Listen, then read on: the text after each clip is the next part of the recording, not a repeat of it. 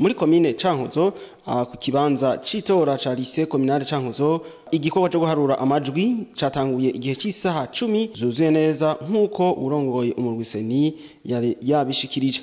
Ico gikorwa rero kikaba catanguye hari abarorerezi baserukira amashirahamwe atandukanye, aha tukavuga nk'abaserukira ishirahamwe WAP Burundi, Women in Action for Peace Burundi mu rurimi rw'icongereza, abaje baserukira ishirahamwe ry'ubumwe bwa Afrika, abaserukiye umugwi w'igihugu wigenga ujeje wateka kazi na CNDH, abaserukiye urwego rw'ubutungane n'amahoro Commission Episcopale de Justice et Paix, abo mbere bakaba bari no ku biro vy'itora biri ku mutumba Mugenda muri zone Cankuzo.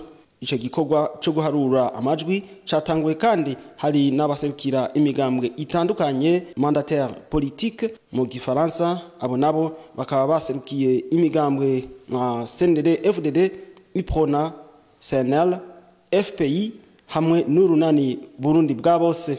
Hari kandi n'abajeje umutekano bahagarariye umutekano muri ico kibanza.